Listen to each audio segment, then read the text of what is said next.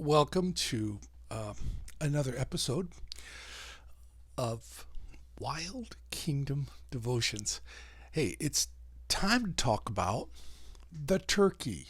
Uh, I, I love turkeys. It's the time of year where we're thinking about eating them. Little facts, few fun facts about a turkey. Do you know that the turkey, the domestic turkey at least, is the eighth largest bird in the world? They're big birds. There are 7 million wild turkeys in existence today. Um, they're a bird of flight. They do fly, but they usually fly close to the ground. They were originally domesticated about 2,000 years ago. The best records I could see by the Aztecs in Mexico. And Benjamin Franklin wanted the turkey to be our national bird, and in his quest to get the turkey, not the bald eagle, to be our national bird, he called it the bird of courage. The bird of courage. That's a different term for a turkey. But in this day and age that we're in right now, certainly is the time to call for courage. So let's talk about courage today. I'm going to talk about Joshua, the first chapter, the sixth and the seventh verse.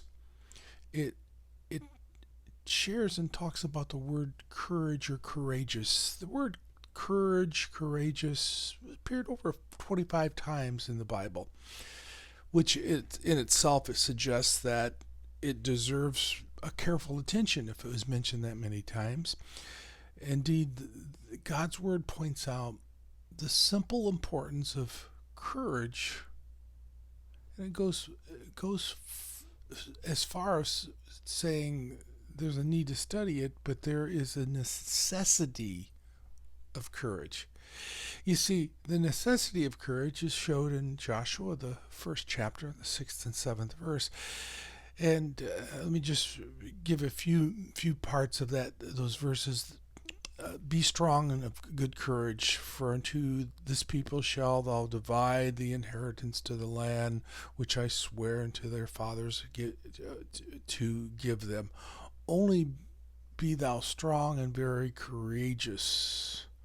Talks about Moses being the servant, and then he says that you may prosper in wherever you go. So, what is that scripture talking about? Where was it telling them to be courageous? Joshua and the Israelites were about to enter in the Canaan land, the promised land. They were getting ready to cross the Jordan River to possess what we're told were theirs. That was the land that God promised to them. Joshua was going to have to take courage to get the job done, because God knew that what they were going to face.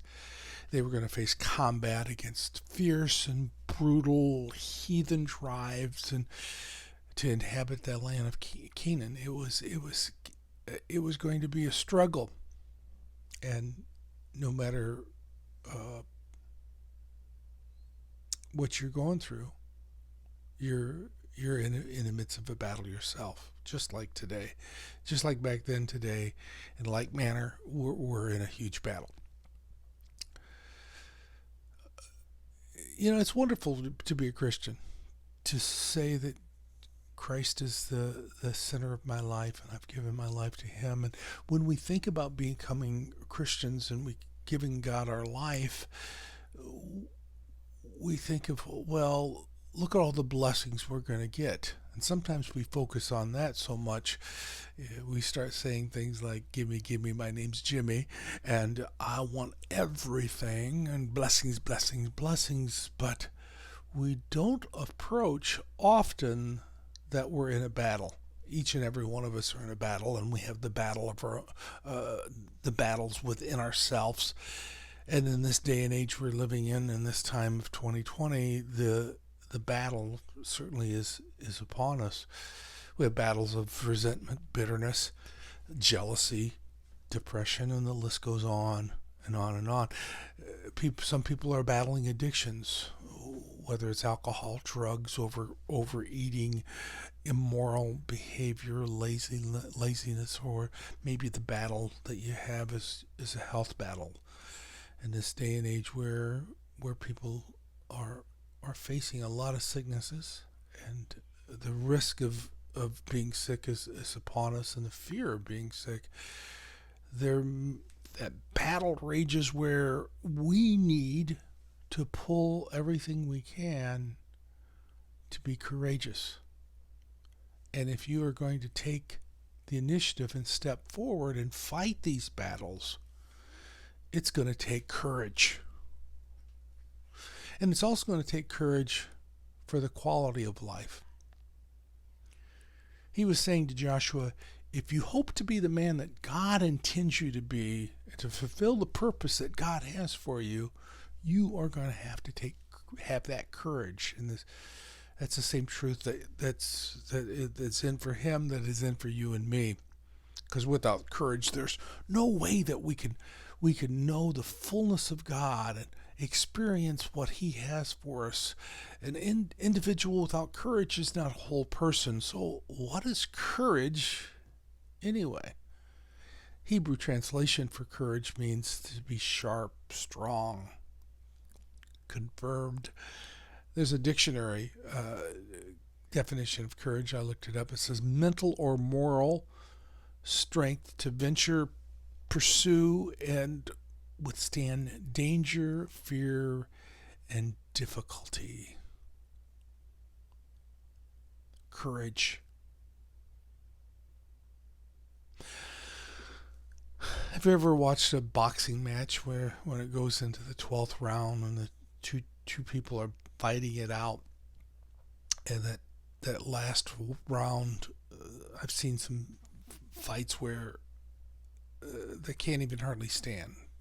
It takes every bit of energy to throw a punch. They're fighting tired. There are a lot of you are fighting tired right now. You're fighting tired with depression.